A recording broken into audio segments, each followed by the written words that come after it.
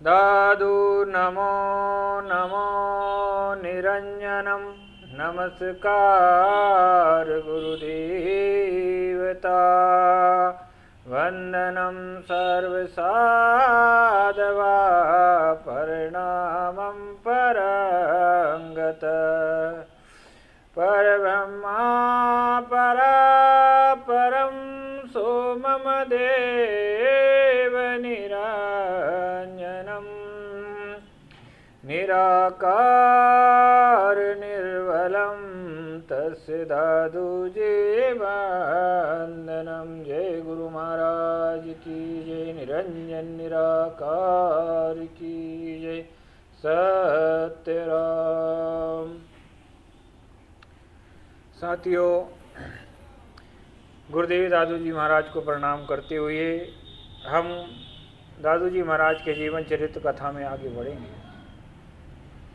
चतुरादास और जगन्नाथ जी को अपना शिष्य स्वीकार करने के बाद दादू जी महाराज ने उन दोनों को ब्रह्मा की भक्ति में लगा दिया और खुद भी परमात्मा के भजन में लग गए। उधर माणकदास ज्ञानदास केदार देश में जाकर दादू जी के बताए हुए रास्ते पर चलकर निर्गुण भक्ति का प्रचार कर रहे थे और अहिंसक सभी को अहिंसक बना रहे थे। ज्ञानदास माणकदास को दादू जी महाराज ने सर्वप्रथम उपदेश दिया था और उन्हें केदार देश जाकर भक्ति करने का आदेश दिया था। तभी से ज्ञानदास माणकदास केदार देश में रहकर ब्रह्मा का भजन करते और निर्गुण भक्ति का प्रचार करते, दादू जी के बताए हुए रास्ते पर चलते। करीब 5 वर्ष बीत जाने के बाद समुद्र के किनारे गोरखनाथ भगवान का उनको दर्शन हुआ। दादू जी महाराज ने पहले ही संकेत कर दिया था कि आपको गोरखनाथ जी के दर्शन होंगे।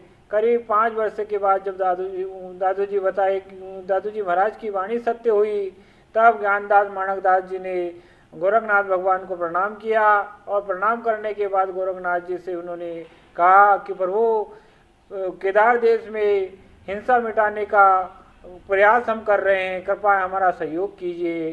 तब भगवान गोरखनाथ जी ने ज्ञानदास और माणकदास को ज्ञान देते हुए कहा कि भाई, आप जो काम कर रहे हो दादू जी के मार्गदर्शन से कर रहे हो। गुरुदेव दादू जी महाराज ने आपको ये इसीलिए समर्थ बनाया है, आप लगे रहे, आप स्वयं ही कर लोगे।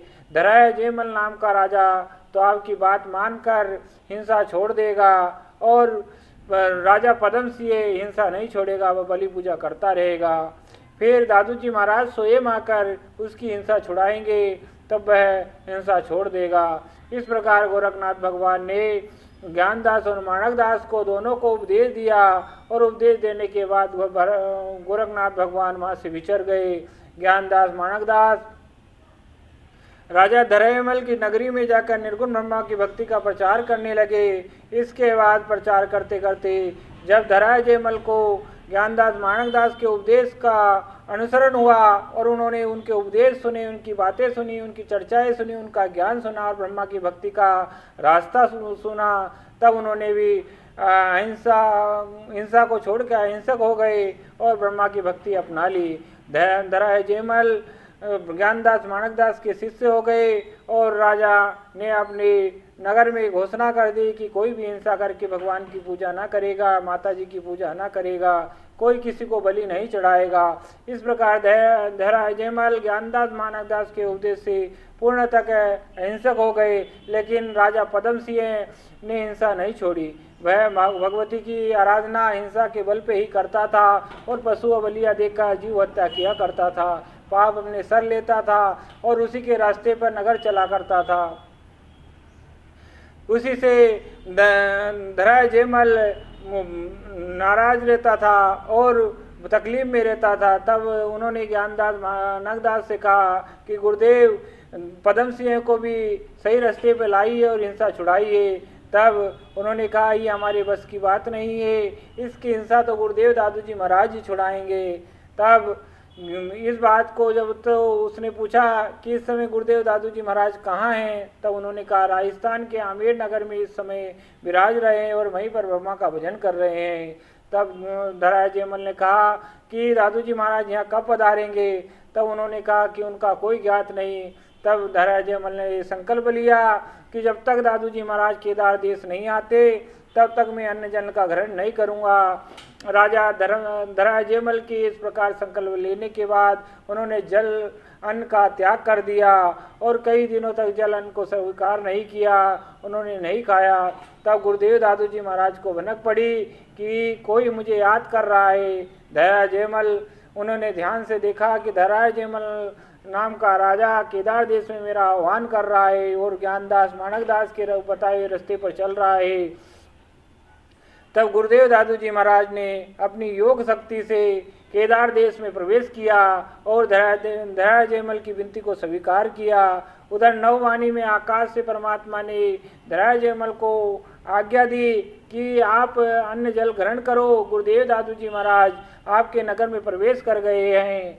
जब परमात्मा की नववाणी सुनी तब धराज जयमल ने गुरुदेव दादू जी महाराज को प्रणाम किया और ज्ञानदास माणकदास के पास आकर उन्होंने कहा, नववाणी की सारी कथा सुना दी। तब ज्ञानदास माणकदास ने अपने गुरु दादू जी महाराज के आगमन का समाचार सुना। तब उन्होंने ध्यान के माध्यम से देखा कि सचमुच गुरुदेव दादू जी महाराज क्या केदार देश पधार गए हैं। जब ध्यान में देखा तो दादू जी महाराज केदार देश में ही उन्हें नजर आए।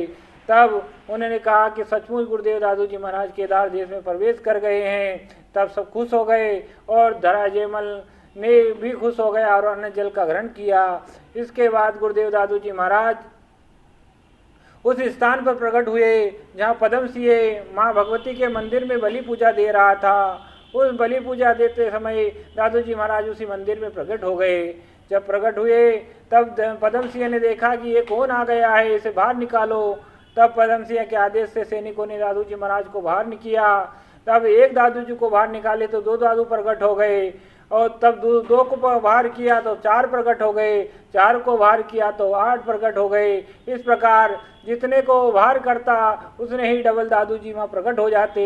इस प्रकार की जब लीला देखी तो पद्म सिंह घबरा गया और माता जी से कहा कि हे भगवती ये क्या है। इधर दादू जी के शरीर से पूरा मंदिर परिसर दादू जी से भर गया था। जब दादू जी का शरीर भरा गया तो पद्म सिंह घबराया और माता जी से आह्वान किया तो माता जी ने भी अपना रूप स्वीकार करके उसी समय प्रकट हो गई और भगवती ने दादू जी महाराज को प्रणाम किया। उसी समय जैसे ही माता जी प्रकट हुई दादू जी के सारे शरीर लुप्त हो गए और सिर्फ एक स्वयं दादू जी अपने आप को भासने लगे, दिखने लगे। तब पद्म सिंह ने कहा, हे भगवती माँ ये क्या है। और तब माता जी ने जाके दादू जी महाराज को प्रणाम किया और प्रणाम करके कहा कि मैं आपको जानती हूँ, आप भगवान के परम भक्त सनक जी हैं। तब दादू जी महाराज ने कहा, हे देवी माँ आप क्या बलि पूजा से प्रसन्न होती हो, क्या सभी की इसका भक्षण करके इन जीव का कल्याण करती हो। तब माता जी ने कहा कि नहीं भगवान मैं ऐसा नहीं करती हूँ, ये तो मानव अपनी ही इच्छा पूर्ति के लिए अपने मन से ही अपनी अभिलाषाओं के लिए दूसरे जीवों की बलि देता है और हम देवताओं पे दोष लगाता है, मैं इससे कभी प्रसन्न नहीं होती। तब माता जी ने पद्म सिंह से कहा कि राजन आज के बाद बलि पूजा बंद कर देना और बलि पूजा बंद करने के बाद तुम फल फूल के माध्यम से अगर मेरे आराधना करोगे तो मैं उसमें ही संतुष्ट हो जाऊंगी। और आपके नगर में घोषणा कर देना कि इस नगर में कोई भी बलि पूजा ना करे। इस प्रकार गुरुदेव दादू जी और जो दादू जी महाराज सामने खड़े हैं, ये दादू जी महाराज आपको चारों पदार्थ दे सकते हैं। ये प्रभु नारायण के भक्त सनक जी हैं, ये दादू अवतार में धराधाम पर आए हैं। मैं तो आपको संसारी सुख दे सकती हूँ, लेकिन इनके चरण कमलों से आप सारे मोक्ष को पा सकते हो, परमात्मा की भक्ति पा सकते हो, भगवान के दर्शन पा सकते हो। इस प्रकार पद्म सिंह को रास्ता बताकर माता जी अपने मंदिर में प्रवेश कर गई।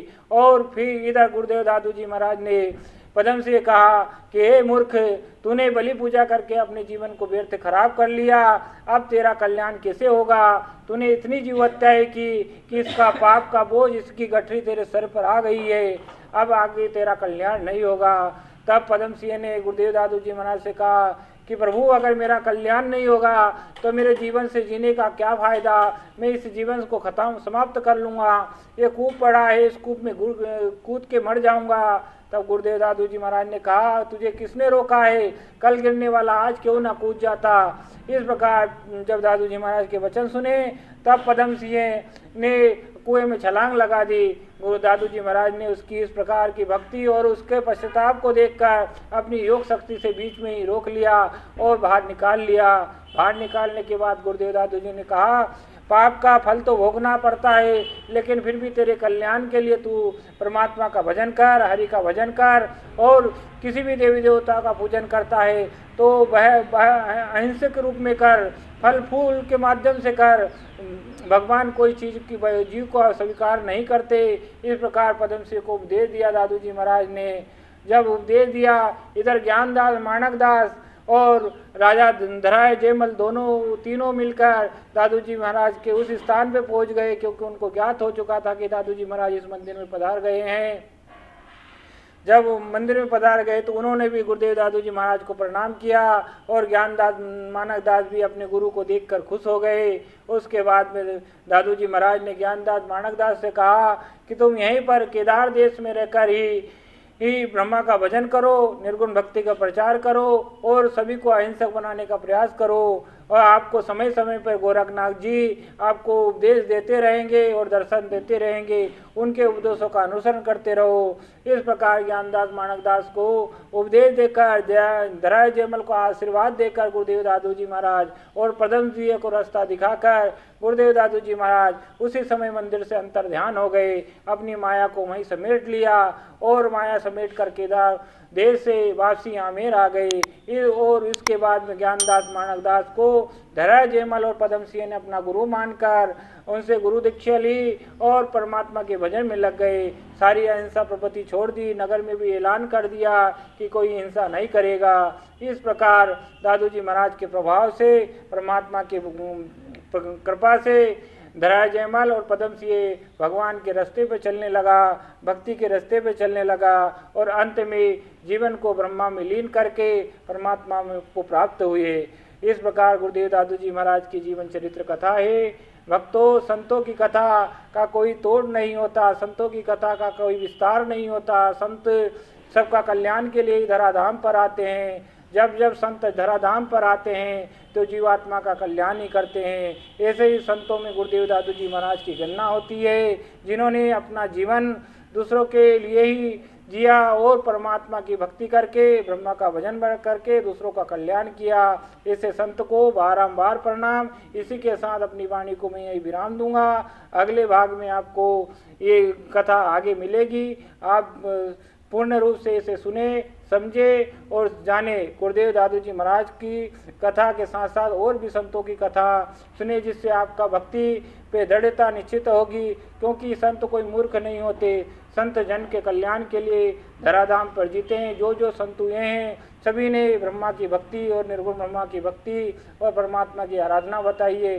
राम को सुन ले, भगवान दादू जी कहते हैं कि भगवान को सुमर ले, भक्ति कर ले और भगवान के धाम को चला जा, बस इसी में तेरा कल्याण होगा। एक राम के नाम बिना जीव की जलन न जाए, दादू के से पश्चिम हुए, कर कर बहुत उपाय। दा कहता दारिद्र मिटे, दुखता दुख जाए, दादू दादू जो रटे, आवागमन सा सत्य राम। सभी का कल्याण हो।